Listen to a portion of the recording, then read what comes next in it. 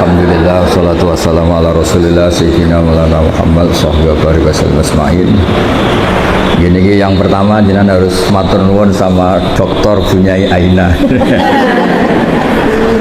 Berkatnya beliau punya watak memaksakan itu akhirnya. Terus kalau cerita sedikit wow, tentang beliau cerita wudhu. Wudhu itu begini. Nanti di akhirat itu malaikat itu tidak secanggih Allah. Malaikat itu pinter-pinter banget loh. Tentu pinter Allah subhanahu wa ta'ala. Sehingga nanti itu kata Nabi, sabda Nabi itu kalau orang wudhunya sempurna, basuh wajah sempurna, tangan, kepala sempurna, itu nanti sinarnya itu terang benderang. Sehingga identifikasi kalau ini ashabil yamin, kanan ya kanan, kalau kiri ya kiri.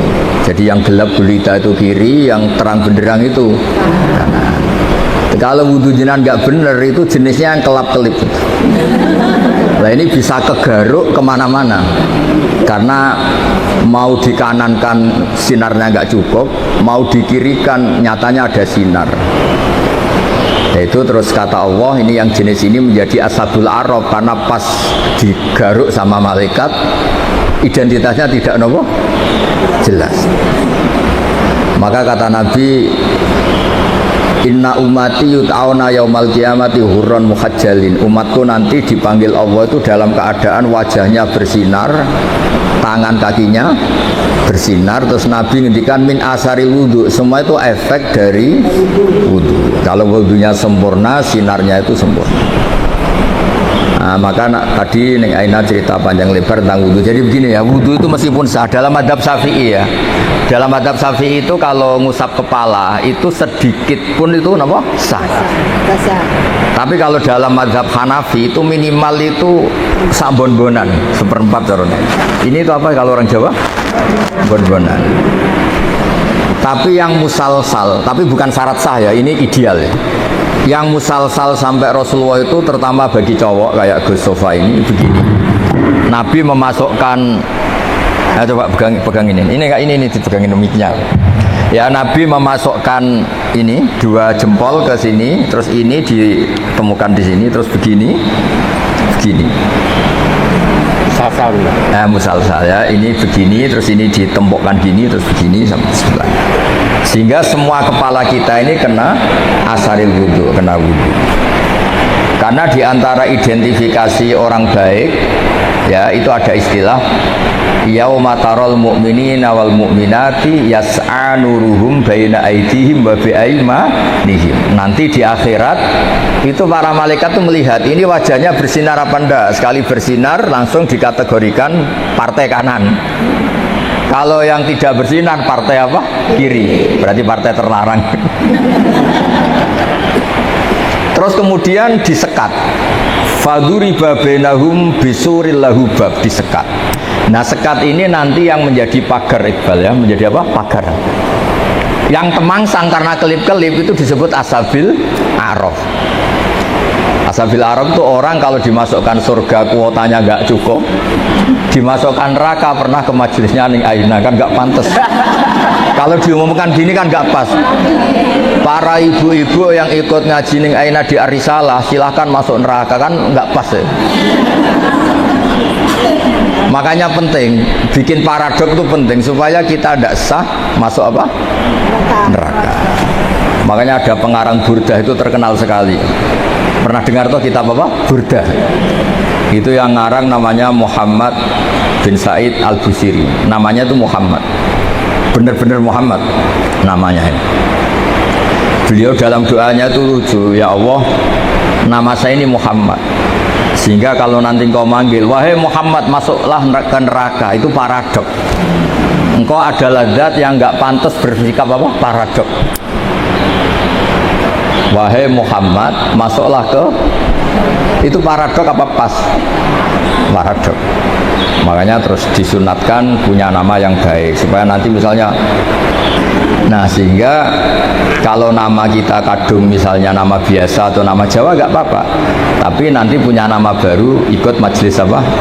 Taklim atau majelis ar-risalah. Jadi wudhu itu penting sekali.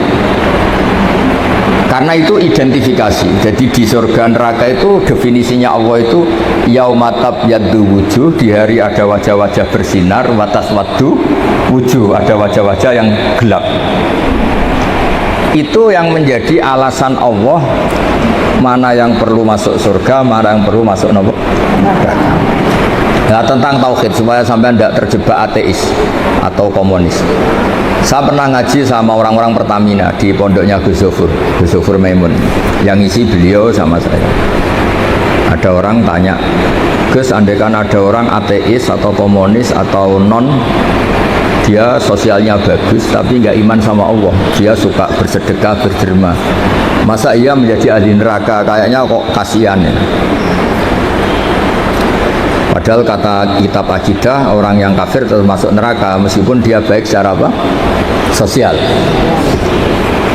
Terus saya punya analogi. Analogi itu kias.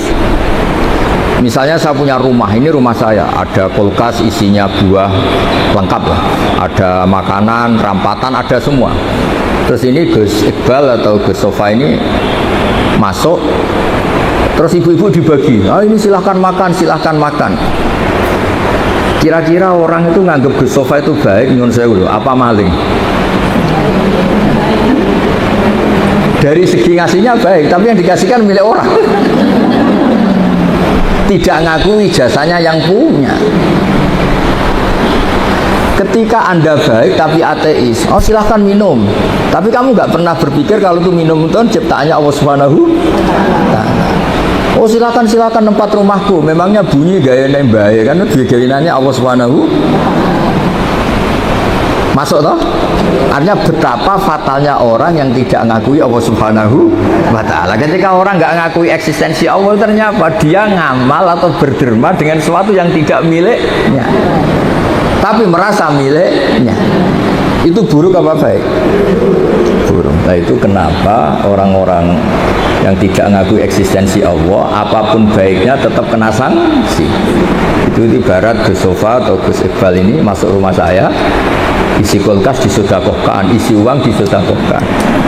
Dari segi sodakohnya baik, tapi ditangkap tuh sama bubul kan itu dianggap pidana ya. Itu kira-kira diapresiasi apa ditangkap? Ditangkap apa diapresiasi? Ditangkap. Ibu-ibu kalau numpang suami sedekah sama tetangga gak pamit suami, diapresiasi apa dimarahi? Nah, itu pentingnya iman sama Allah Subhanahu. Kalau kita iman kan kita ngasih tetangga tidak sok berjasa karena kita yakin uang ini milik Allah Subhanahu. Makanya saya termasuk kiai baik gitu. Kata orang banyak saya ini kan termasuk kiai pinter. Tapi kenapa saya tetap tawadhu? Karena saya tahu ilmu saya itu milik Allah Subhanahu. Sehingga saya tidak perlu nuntut dengan hormat saya, ngisot, nggak perlu. Ya sudah begini sudah bagus. Jadi dulu itu sahabat ditanya, ini cerita nyata. Ibu-ibu mulai dulu kan tukang demo. Ya nggak pernah bener lah mulai dulu memang sudah gitu. Tapi tetap masuk surga karena nanti malaikatnya bisa didemo kalau nggak masuk surga. Ibu itu ngaji sama Nabi, itu ada yang jilbabnya miring, ada yang nggak pas, mungkin sebagian ada yang, pokoknya ada yang nggak pas. Mungkin nyuwun sewu ada yang sebagian, pokoknya nggak pas. Ya pas ngaji sama Rasulullah. Ya Nabi betul, Nabi Sayyidul Awalin wal Akhirin. Bareng Umar datang ke majelis, semuanya ibtadarnal hijab, semuanya menata apa? Hijabnya rapi gitu. Aku yakin ini adegan tidak ada nih, mungkin nggak setegang ini. Misalnya sama saya saja, mungkin ibu-ibu rileks, ini ngaji sama orang baik jadi rileks. Ketika Umar datang itu langsung ibtad, semuanya nata apa? Jilbabnya. Umar malah tersinggung. Dasar perempuan-perempuan jelek, nggak punya akhlak sama Rasulullah pakai jilbab nggak bener, tapi sama saya malah bener. Jawabnya ibu-ibu, karena Rasulullah itu baik. Karena Rasulullah itu wa anta afaddu wa aghlad. Afaddu itu Anda itu orang yang sadis. Bisanya nyalahkan, biasanya marah. Kamu bisa tahu kan yang mirip Rasulullah itu siapa? Yang mirip Umar itu siapa? Jadi intinya itu Rasulullah itu ya punya majlis untuk perempuan. Bahkan itu punya akibat dan Nabi tetap melanjutkan. Makanya punya akibat tuh sering ibu-ibu mulai dulu yang engkek ya banyak, yang caper ya banyak. Sehingga Aisyah tuh cemburu. Dasar Nisaul Ansor. Caper kali Kanjeng Nabi. Iya, caper kali Kanjeng Nabi. Untung Nabi sudah nggak ada. Kalau masih kasihan tuh kiai-kiai nggak payu jadi kiai gitu. Ya Nabi kan ganteng, sopan, ya, sehingga terus Aisyah cemburu, Sayyidah Aisyah cemburu, terus Nabi malah muji sebaik-baiknya perempuan atau perempuan Ansor, tidak malu tanya urusan apa? Agama. Tapi Aisyah tetap melihat itu sensitif lah, cemburu. Karena kadang tanyanya perempuan Ansor itu sampai urusan privat, urusan khas perempuan, tentang menyelesaikan haid itu gimana, mandi dari haid gimana. Saat itu kan belum ada syariat, belum ada pondok, belum ada majelis taklim. Jadi memang yang menerangkan harus Nabi sendiri. Jadi semuanya itu ada resiko. Kalau perempuan nggak diajarin nanti nggak tahu cara bebersih, cara sesuci. Kalau diajarin istrinya cemburu. Jadi kayak itu repot. Ya terus makanya terus banyak yang kayak saya terus nganggep lucu saja. Kalau nggak dianggap serius tuh repot. Ya jadi Umar, ya tak teruskan lagi. Sampai tahu kan sekarang siapa yang Umar? Umar marah, ya aduwati anfusina, wahai perempuan yang nakal-nakal. Harusnya Rasulullah ahakku ayyahabna. Rasulullah itu lebih berhak kamu takut, kamu wibawa, kamu hormati. Kenapa sama saya terus? Ya karena Rasulullah itu lebih baik. Anda ini kasar. Semenjak itu, ya makanya terus. Orang hubungan dengan Allah juga sama. Kamu punya utang orang 1 juta atau 10 juta, nggak bisa nyaur itu nggak berani ketemu. Tapi kamu sering melanggar perintahnya Allah, itu kita istighfar ya nyaman. Dengan segala kesalahan kita mengadu ke Allah ya nopo nyaman. Sehingga Allah ini nyata sebagai Rahman Rahim itu nyata. Coba ya, Anda pakai motor teman kamu gadekan, itu nggak berani ketemu. Tapi kita pakai sarannya Allah, mulai oksigen, langit, bumi, semuanya kita pakai. Padahal kita sering salah, mungkin sholat kita tidak benar. Tapi istighfar tetap nyaman, nyebut asma Allah ya tetap nyaman. Saking baiknya Allah Subhanahu wa Ta'ala. Sehingga tetap bikin nyaman orang-orang yang meskipun sedang tidak dekat. Makanya ada sebuah hadits qudsi ngendikan, wahai Daud ini nabinya Allah. Saya dengan orang yang lari dari saya itu aswaku, sangat-sangat sayang. Nah di Indonesia kebetulan Torekoh itu bersanad sama hadis-hadis seperti ini, sehingga nggak ada kita adat kiai ngecap orang yang enak. Ngecap itu mensetik masih. Mungkin sebagian kita orang Indonesia masih banyak yang judi online, mungkin sebanyak yang kecanduan narkoba, sebagian kita mungkin masih korupsi, sebagian kita masih nggak bener. Tapi karena agama ini bukan mengadili atau terus membasmi, tapi agama ini membenahi. Kalau ada jalan rusak itu dibenahin apa terus nggak dijadikan jalan? Tetap jalan tapi dibenahin. Kalau rumah ada tikus itu rumahnya dibakar apa tikusnya yang disuruh mirip? Nah, gara-gara sanat-sanat seperti itu, sehingga alhamdulillah Masya Allah enak kerennya kayak gini tuh peduli. Takut umatnya Nabi itu wudunya salah, sholatnya salah, zakatnya salah. Tidak kok malah ngadili dasar bego, dasar goblok. Enggak, dibina. Sehingga jenengan harus bersyukur dengan metode seperti ini. Meskipun yang ngeri-ngeri sedap. Saya nggak bayangkan, andai kan saya ini kan sudah kiai top, itu kalau kesini itu ya gimana? Lo tanyain anaknya, tadi nyogoi kopi saya itu belum loh. Saya datang belum sampai 5 menit belum ada kopi. Kok ngaji Gus yo? Nggih. Orang nggih itu bisa saking baiknya atau saking takutnya. Kayaknya yang kedua. No. Nah, jadi oh ganda nih. Di sini aja masih diteruskan. Gimana kalau nggak ditodong? Oh. Nggak ditodong. Pakai mic, ngamuknya pakai mic biar dengar. Saya itu dekat sekali sama Mbak Ma'ruf, suaminya Ning Aina itu beda betul. Mbak Ma'ruf itu anteng ngaji. Kalau sama saya itu diskusi apa? Ikhya. Lu tanya ini anak-anaknya. Diskusi kitab Ikhya itu. Kalau sama-sama Ning Aina diajari tukaran. Gus harus ada RMI perempuan. Tadi saya ketemu ketua RMI. Oh, gugat terus. Dan saya senang. Memang perempuan itu baiknya gugat. Ini ada cerita ya. Ini cerita sanad mutasil ya. Saya berkali-kali cerita. Belum ada hukum Allah dirubah kecuali karena pemberontakan kaum perempuan. Jadi di juz 28 itu ada surat namanya surat Mujadilah. Ada yang baca surat Mujadalah. Jadi ada perempuan cantik namanya itu Khawlah. Orang Arab itu kan hiper karena makannya daging tidak ote-ote jadi hiper. Kalau Kiai Jawa itu kan makannya ote-ote, tempe, terus utang jatuh tempo, jadi sudah error lah sudah. Masalah syahwatnya itu sudah error. Sudah tempe, terong, utangnya jatuh apa? Tempo. Kalau orang Arab itu kan makannya daging, orangnya punya uang. Ya mungkin karena lama nggak hubungan suami istri, istrinya itu cantik. Ngerti istrinya itu suci, sudah haid suci. Pas masih sholat tuh diajak hubungan suami istri kan nggak mau, setelah wiridan ya nggak mau. Terus dia marah, didihar, belum dicerai. Didihar itu ada satu bahasa yang setingkat talak. Ya semuanya gitu lah, ada satu bahasa setingkat talak. Terus dia apa itu merasa gimana kok sampai gini kayak sudah dia agak kecewa dengan perilakunya sendiri. Matur Rasulullah, ya Rasulullah saya ini tadi begini-begini. Nabi bilang, oh yang kamu katakan itu bimanzilati tolak. Yang kamu katakan itu semakna dengan tolak. Berarti istri kamu tidak halal bagi kamu. Ya lelaki yang mantuk-mantuk, meskipun dia tuh ya iman istrinya cantik kok hilang. Waduh, gara-gara kata itu terus kehilangan apa? Istri. Dia kayak gimana gitu. Kehilangan istri cantik itu kan berat. Kehilangan istri jelek aja berat apalagi. Kadang ada yang jelek rezekani gitu.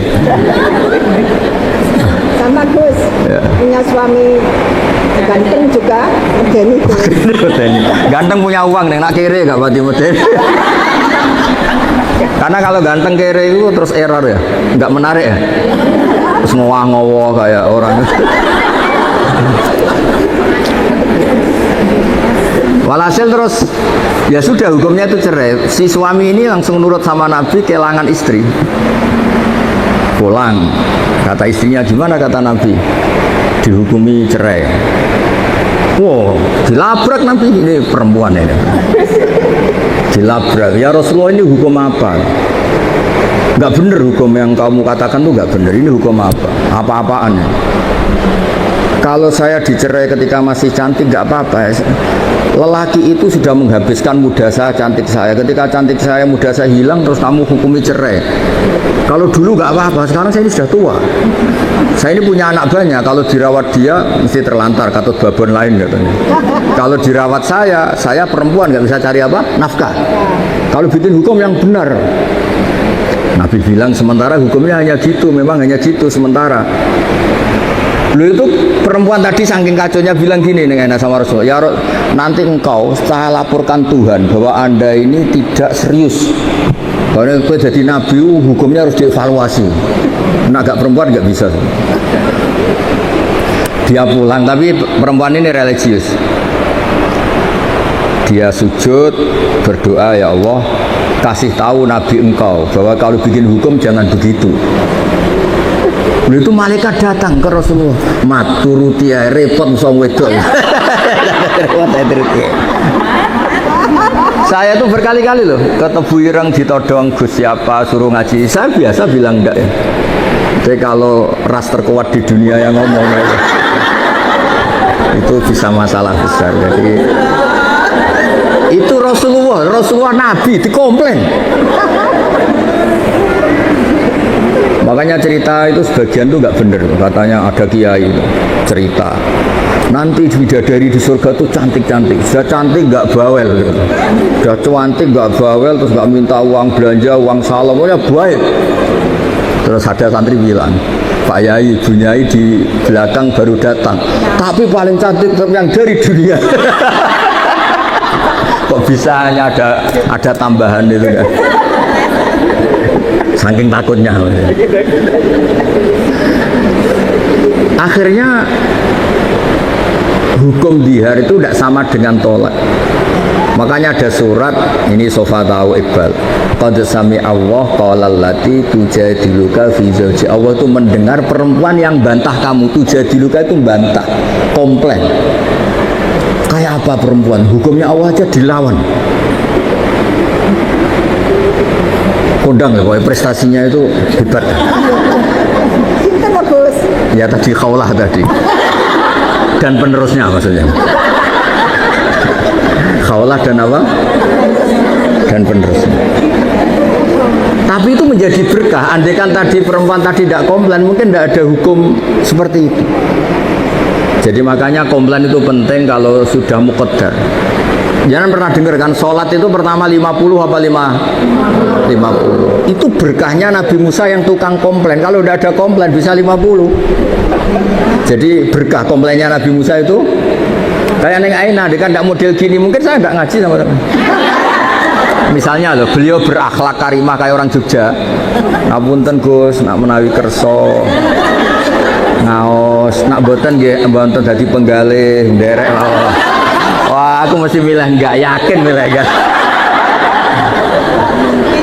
Kira-kira lah, andai kan enak kayak orang Jogja sesopan itu, saya ngaji apa enggak? Oh enggak, pasti enggak. Itu butuh teror, itu butuh teror.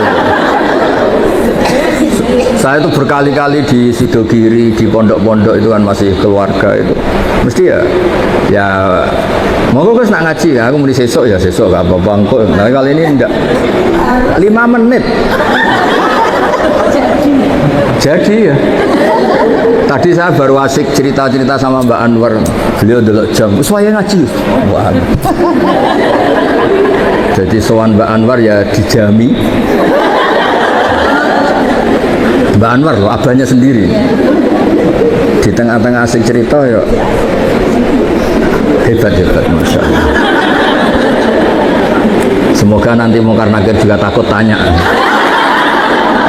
Terus repot musoning Aina, wes kono ning sekarang.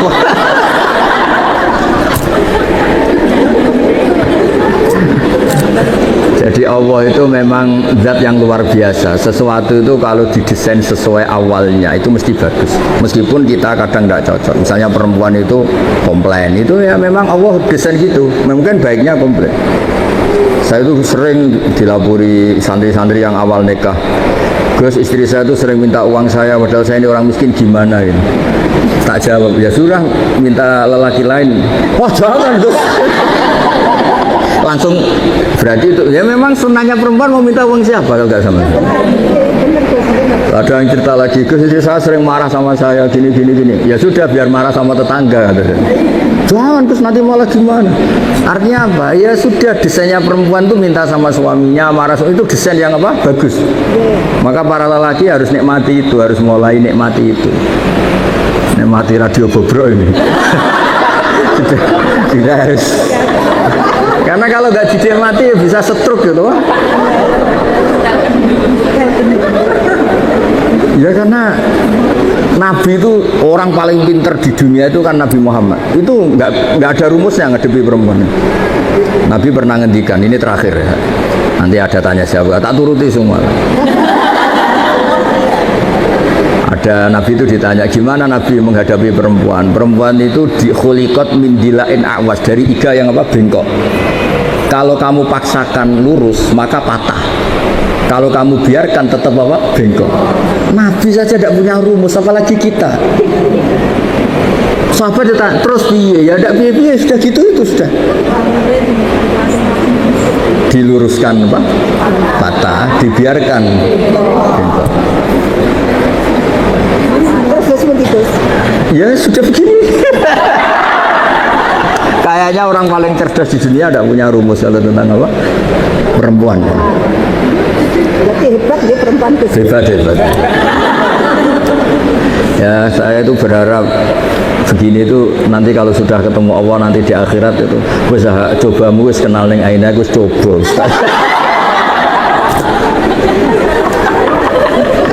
Insya Allah berkah dicoba ini min ahli apa? Jannah. Jadi ahli jannah betul. Saya nggak bisa bayangkan pengujinya disertasi beliau dok, pengujinya itu nggak bisa bayangkan. Takutnya kayak apa? Berani nih nanya-nanya itu. Jadinya pinter jenengan. Oh, ada nih. Oh, akhirnya lulus ya? Lulus diprotes mungkin. Ya, monggo ada pertanyaan 3 saja. Pokoknya ini nyati silaturahim, ya, hormat. Nggih.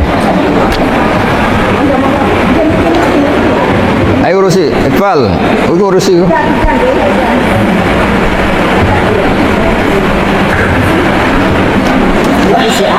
PCA. Apa? PCA. Oh, nggih, monggo. Waalaikumsalam, nggih. Nggih berdiri mawon, berdiri tegak mawon nggih. Keluarga besar Nasrani. Nggih. Terus saya sampun alhamdulillah sampun wa'ala. Nggih. Namanya siapa? Dalam lilis biaya. Panggilannya apa aja panggilannya? Lilis ya. Iya. Dalam engkang dalam tanyaan ini, Iya. apakah nama baptisan Iya. yang dibawa mulai kecil kalau sudah malam itu harus ganti apa tidak? Oh ya. Terus apabila almarhum bapak Ya. awal masih masuk Nggih. di Songko, Nggih. datang seharian itu kan di Nggih. salib itu Nggih. di Naten Gus. Nggih. Terus terakhir dalam kan satu mboten kagungan sederek, Nggih. ibu bapak sederek teman-teman. Nggih. Dalam sameika ngopeni Pak ingkang gunggung jiwa. Nggih. Pak itu mboten kromo. Nggih. Kadang sok ngamuk Nggih. terus. Yang pun dalam harus ajri. Nggih. Umpami dalam saat ngamuk itu dalam model datang Satpol PP maupun Nggih. dinas sosial Nggih. maupun dalam salah. Nggih. Maupun mboten. Nggih. Dalam itu kan rumiyin ngasuh dalam perbankan. Nggih. Ini kok ada sumber Nggih. kata yang Pak Angko sampun pensiun. Nggih. Ada kan perbankan dibutuhkan oleh masyarakat. Nggih. Kadang riba, memang dibutuhkan oleh Nggih. masyarakat. Nggih. Assalamualaikum warahmatullahi wabarakatuh. Ya satu-satu aja biar fokus ya. Ya ini yang lain meskipun tidak tanya ikut dengerin ya karena ini ilmu. Terus yang jelas itu Bu Lilis harus syukur ya. Syukur dikasih hidayat Allah Subhanahu wa taala. Berkahnya syukur ini bisa mengabaikan hal-hal kecil yang mungkin masih mengganggu. Ya saya ulang lagi, berkahnya syukur ini bisa mengabaikan hal-hal kecil yang apa? Mengganggu. Misalnya Anda itu buka puasa dengan nasi kualitas beras paling rendah, minum teh ya kualitas paling rendah, minum kopi. Tapi karena sangat lapar, sangat haus, itu seneng sekali. Ya sama mungkin orang-orang yang dulu pernah tidak Islam, itu kan ibarat kalau terus itu kan nyuwun sewu menurut keyakinan Islam kan bahaya sekali. Sekedar selamat meskipun adnas salamah dengan standar paling apa? Minimal, paling rendah, tetap itu luar biasa. Jangan sampai setelah kita Islam masih ngeluh, sayang bapak saya belum Islam, mbak saya belum Islam, karena ini hanya mengganggu apa? Syukur. Ya itu hanya mengganggu apa? Itu kan ibarat kita buka puasa, sayang nasinya hanya nasi kelas rendah, sayang hanya pakai tempe tidak daging. Kalau gitu kan mengganggu apa? Syukur. Nah, jadi itu satu. Kedua soal nama itu dulu meskipun lewat baptisan itu tidak ada pengaruhnya, tidak punya akibat di status keislaman. Jadi nggak perlu diganti boleh. nggak perlu dibuang, nggak perlu diganti. Masalah. Terus soal perbankan itu masyhur itu di fatwa NU. Sesuatu yang remang-remang, misalnya tadi ada orang punya utang 1 juta, disuruh nyaur 1.100.000, tentu seperti ini sepakat itu riba. Tapi kalau sistem itu beda dengan personal, sistem itu beda dengan personal. Memang kita tidak boleh bilang langsung halal karena bisa saja lebih dekat ke definisi apa riba. Tapi ya jangan langsung bilang haram, jangan-jangan tadi seperti kata beliau memang itu kebutuhan. Kebutuhan gini, sekarang investor itu bisa nggak utang tanggane 1 miliar untuk investasi? Tidak bisa, kan yang menyediakan itu kan pasti nah, utang tonggo kan paling weteng lorong, untuk obat, utang modal itu kan. Nah, tidak apa-apa, hukum nggak jelas itu nggak apa-apa. Kalau nggak harus nggak jelas ya sebaiknya nggak jelas. Makanya di Nabi itu ngendikan halal ya jelas, haram ya jelas. Tapi selalu ada antara halal dan haram. Itu jadi kalau yang makanya dulu Mbah Maimun itu sering bilang, tapi tidak ngeritik ya, Bu Lilis sering bilang, usahakan sama-sama urusan dengan bank itu bank pemerintah atau bank negara. Karena itu kalau misalnya ini salah dan memang misalnya benar-benar riba, sakeliru-keliru negara itu untuk pakai sarana umum. Bayangkan keliru sekalipun, bayangkan keliru, apalagi kalau tidak keliru. Tapi saya ulang lagi, bukan berarti terus menafikan yang swasta, bukan. Tapi ini cerita kalau ada pilihan. Misalnya gini, haji lewat negara sama swasta, sak keliru-keliru negara karena negara. Misalnya gini contoh gampang.